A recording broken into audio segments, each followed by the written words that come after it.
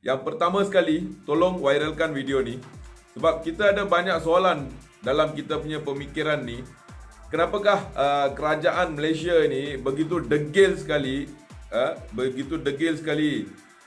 untuk mengambil langkah-langkah yang sepatutnya mereka ambil, terutamanya terhadap orang-orang mereka yang telah kehilangan kerja dan kepada mereka yang berstatus PR. Apakah punca sebenarnya kerajaan Malaysia dan apakah masalah yang sedang dihadapi oleh kerajaan Malaysia dan kenapa ini sedang jadi? Kenapa mereka langsung ambil berat pasal isu Singapura ni. Yang pertama sekali, kalau kita lihat, if we look at this Malaysian Singapore, Ismail Sabri ialah kita punya MKN, our MKN punya pengurusi. MKN punya pengurusi, this video is to the Human Resource Minister, okay? The Human Resource punya Minister punya data saya tak tahu dari mana dia ambil, okay? Dia sedang, actually, we do not know what is the ministry doing lah. Mereka telah hilang, they are all lost. Okay, first of all kita nak tengok Ismail Sabri pada Julai 6, Ismail Sabri telah mengeluarkan satu statement yang mengatakan 250,000. This is the New Straits Times, Okay, this is the New Straits Times. New Straits Times dia telah beritahu bahawa he said both the countries were focused on tackling three matters, namely the business, the communities, the standard of operating procedure SOP for those working in Singapore for over 3 months, as well as some 250,000 Malaysians who commute to the Republic to work. Okay, so sekarang MKN, majlis yang tertinggi di negara ini, okay, iaitu Majlis Keselamatan Negara, telah mengeluarkan satu angka, okay, dan memberitahu bahawa 250,000 orang selalu masuk keluar ke dalam Singapura, selalu hari-hari, setiap hari, daily basis. Okay, ini adalah artikel dari pengurusi Majlis Keselamatan Negara, Menteri Pertahanan kalau tak silap saya, iaitu Ismail Sabri. Okey, ini adalah dia punya. Lepas itu kalau kita tengok Menteri Luar Negara, dia pula telah keluarkan satu statement di New Straits Times juga, okey, iaitu pada 22 Oktober, 22 Oktober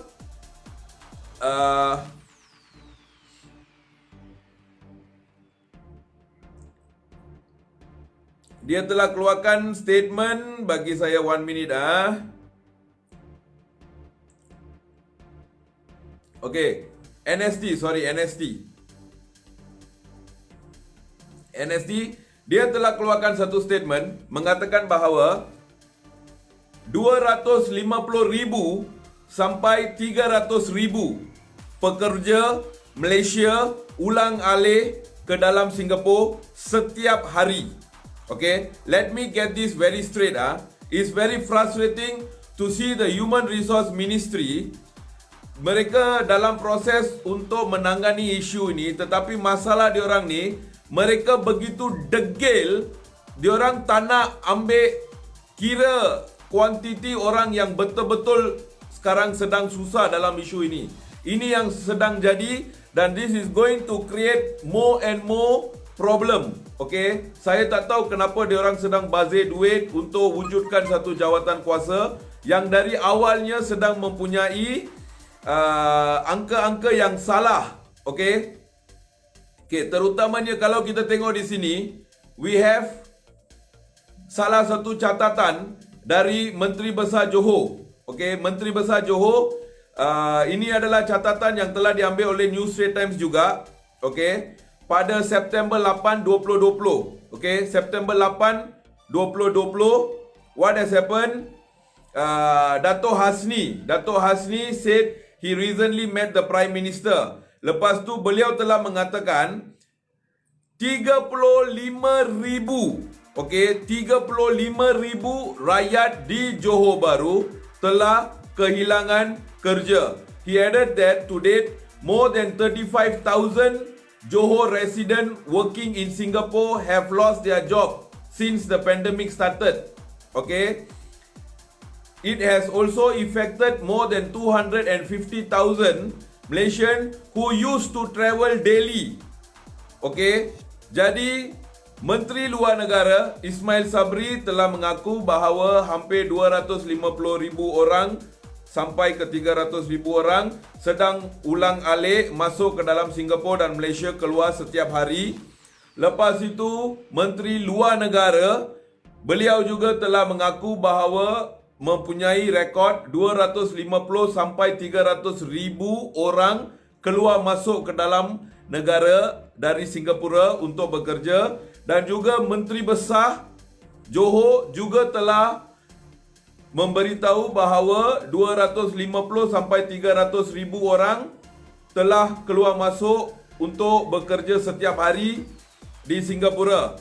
Hanya satu menteri sahaja, okey, hanya satu menteri saja dapat satu angka yang memang luar biasa, okey. Dan menteri itu adalah satu menteri yang begitu penting dalam jurusan hal ini sekarang. Okey. Menteri itu kita boleh panggil dia sebagai Datuk Seri Saravanan.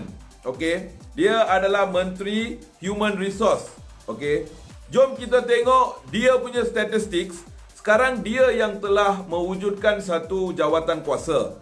Okey, untuk mengendalikan kes ini. Okey, macam mana you nak mengendalikan kes ini padahal angka yang you ada dekat tangan you dengan seluruh ke dalam kementerian you adalah salah. Lepas itu, Kementerian Sumber Manusia ini bukan kepunyaan orang India MIC sahaja. Okey, saya tengok apabila hari itu saya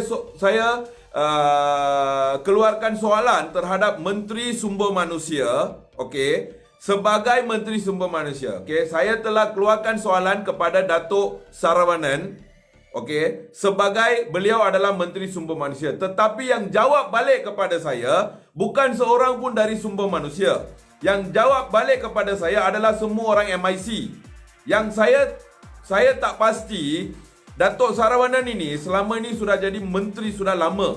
Okey, tak masih sampai hari ini beliau tidak tahu untuk mengagihkan kerja dia sebagai timbalan Presiden MIC dan juga sebagai Menteri Sumber Manusia. Okey, kenapa bila kita lontarkan soalan kepada Menteri Sumber Manusia, yang jawab balik adalah orang MIC? Kenapa orang MIC ini mereka sudah ada hak sepenuhnya terhadap Kementerian Sumber Manusia ke? Banyak orang reply, semua MIC tidak mempunyai seorang pun pengarah dari Sumber Manusia atau kuli dari Sumber Manusia atau satu general clerk dari Sumber Manusia yang menjawab kepada soalan kami. Yang menjawab kepada kami adalah orang MIC. Jadi sekarang saya nak tanya kepada si Saravanan ini, Datuk Saravanan ini, adakah betul beliau ni telah berikan kementerian beliau terus kepada parti beliau MIC untuk menjawab soalan kami? Tak perlu. Soalan saya senang. Kementerian Dalam Negeri, Majlis Keselamatan Dalam Negeri telah keluarkan bahawa 250 sampai 300,000 orang yang selalu commute every day terkandas akibat penutupan sempadan. Okey. Lepas itu, Menteri Besar Johor pun telah berikan anggaran itu juga 250 sampai 300,000 yang setiap hari commute. Berarti mereka ini setiap hari keluar masuk ke dalam Singapura. Tak cukup. Lepas itu kita ada Menteri Luar Negara Hishamuddin. Okey, beliau juga telah mengeluarkan satu statement, banyak statement yang mengatakan hampir 300,000 orang yang telah commute hari-hari. Tetapi yang saya hairankan, tiba-tiba tak tahu dari mana Menteri Sumber Manusia, okey, Menteri Sumber Manusia telah beritahu bahawa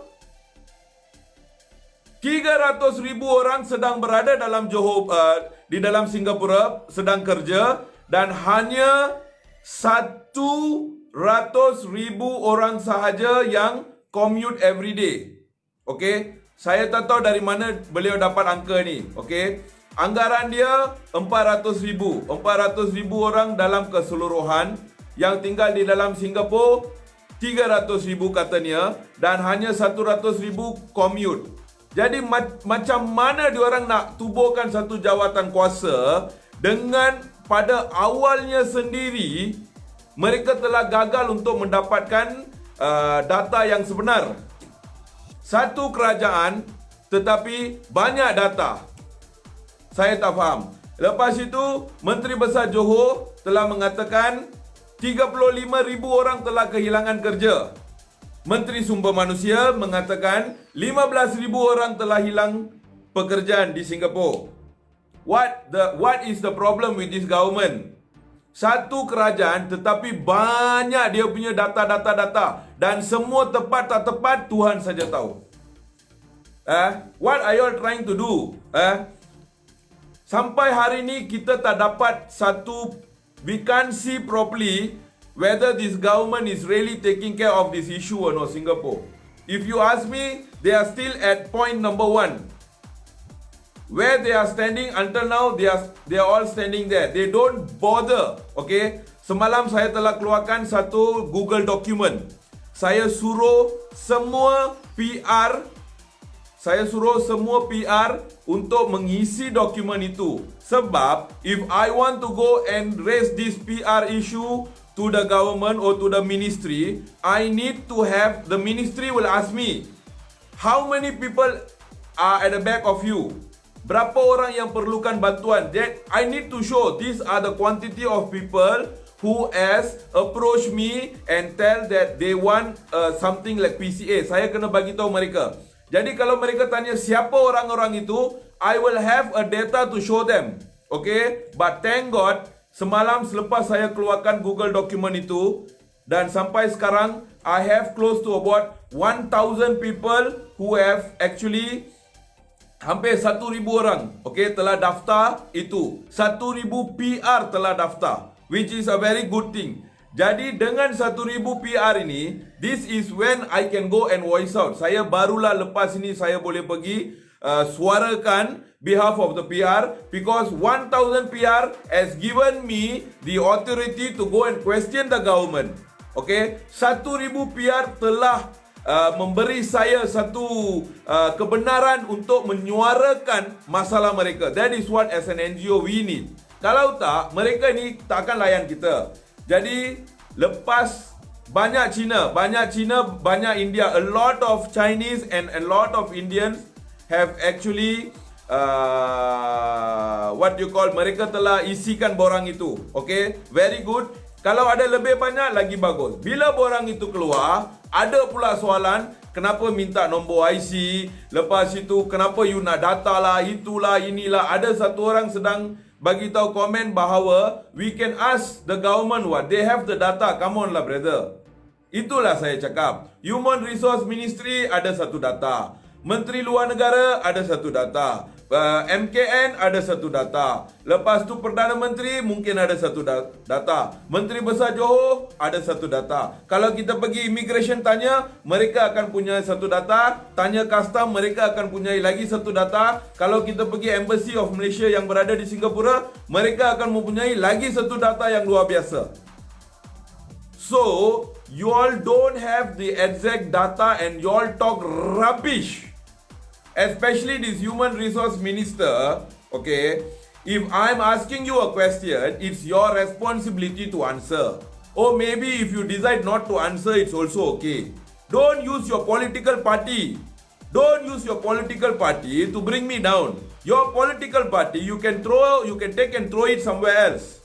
I'm not the kind of guy who is just going to keep quiet. You could be an Indian, I could be an Indian. I'm going to take this Indian and keep aside. I'm talking not to an Indian, I'm talking to a Human Resource Minister who is actually eventually handling this situation right now.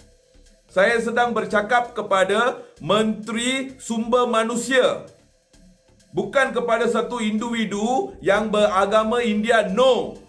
You could be an Indian. Good for you. You are an Indian minister. Good. Okay, thank you so much. But keep that aside. Okay, keep your political party aside. Keep your Indianity aside. I am asking you as a human. Okay, I'm asking you as a human, Dato' Saravanan, do you have the exact figure or are you just talking rubbish? You send one of your guy to come and to respond to my question. Who the hell is he? Is he from Sumber Manusia? Or is he from your political party? Why should he come and respond? You are a minister. If you got the guts, answer. Go do a press statement. You don't need to call any MP and tell this, tell that. You don't need to do that. How do you want us to keep quiet when your goddamn bloody entire data is wrong? And you have to compare your data with the other ministry's data, not comparing your data with your own data. Your people, when they talk to me, they are comparing your data, your News Straight Times report with your Berita Harian report, with your Sumber Manusia's Facebook profile. It's all coming under Sumber what? Kadavale, come on lah. You want to compare your goddamn data, compare it with a different ministry. Every ministry is almost the same, except for Human Resource Ministry, and you are the one who is going to form a committee to siasat. Your data itself is totally wrong. Where are y'all going to start? Where are y'all going to finish? I don't understand. Okay, to all PR, cool down. I think the most problematic part is now the PR. Okay. I will update to you all what am I going to do regarding PR. Okay, I've got 1,000 PR supporting me right now for me to question this PR issue. I need more PR to support me. Okay, the Google form is not very hard. Okay, itu bukan susah langsung. Your name, your phone number, your IC number, and your age. Actually, all this information it is nothing personally for me. It's just an information.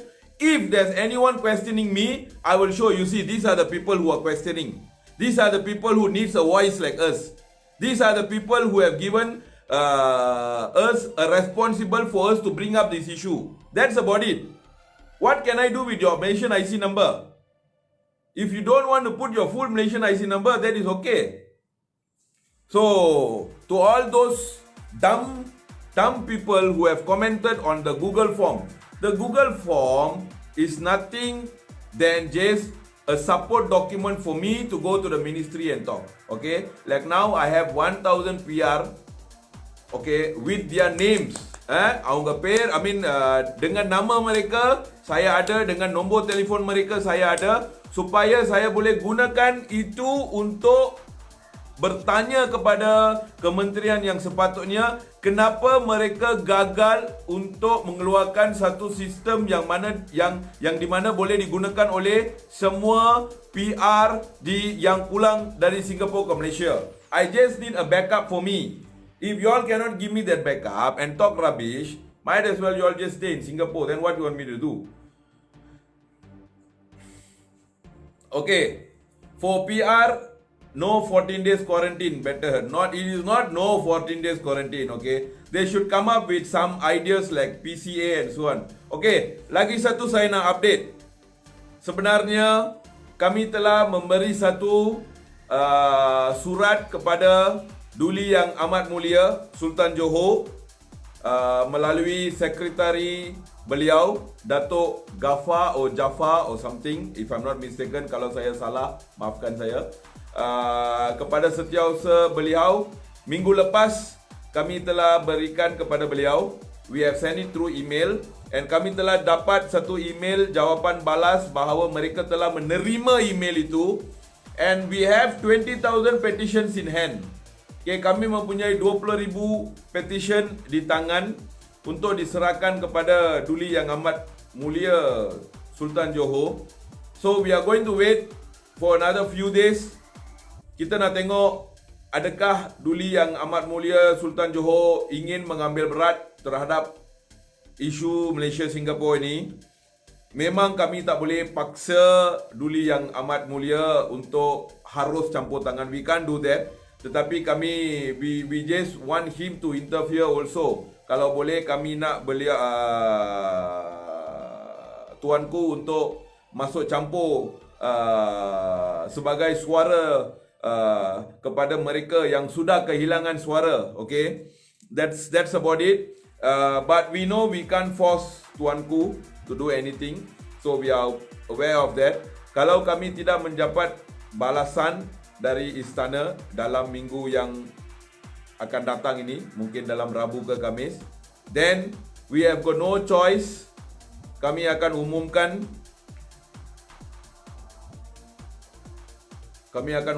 seterusnya apa kami akan buat, which I think we have got no choice lah. Sekarang Johor Bahru lockdown, okay. I mean MCCO, I think something PKPB or something lah, okay.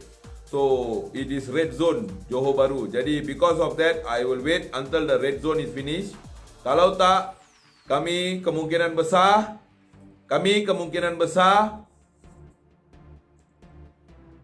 akan turun padang. Okay? Sebab no one is listening to us.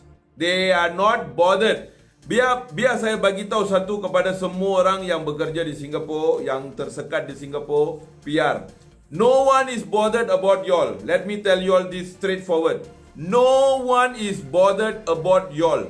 From the government, tak ada seorang pun yang bertimbang rasa atas situasi kamu yang sedang kamu alami sekarang. Keep that in mind. Jangan biarkan orang politik ini gunakan permainan politik to y'all. Mereka nak susahkan you orang maksimum. Sudah sampai satu tahap di mana mungkin ada pilihan raya ke apa ke, mereka akan gunakan itu untuk pam. Okey, habis. Lepas ini kuarantin tak payah bayar. Kuarantin 3 hari. They will give all this. So don't get cheated. Jangan senang terpedaya. Okay? Don't get cheated at all by all these politician. Okay? Jadi saya rasa I have updated about this Human Resource Ministry punya issue.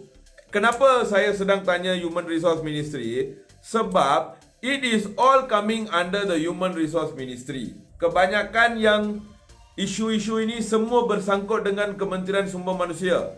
Jadi they have to open their mouth lah. Macam mana kalau menteri is giving us the wrong data? Menteri sedang buat satu press conference, he's giving us wrong data. Menteri Besar Johor cakap 35,000 orang kehilangan kerja. Menteri Sumber Manusia cakap 15,000 orang kehilangan sumber manusia. Lepas tu kita ada satu menteri cakap 250,000 orang gunakan border setiap hari. Menteri Sumber Manusia cakap 100,000 orang gunakan border. Lepas tu kita ada lagi satu data yang menunjukkan kita ada dekat-dekat 200,000 lebih orang PR. Mana satu betul pun kita tak tahu. Satu kerajaan, banyak kepala, inilah masalah dia.